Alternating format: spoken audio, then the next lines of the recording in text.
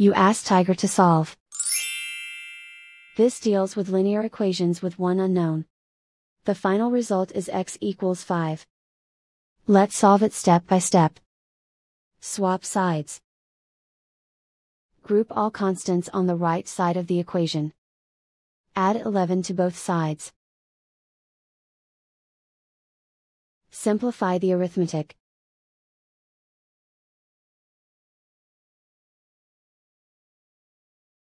Isolate the x.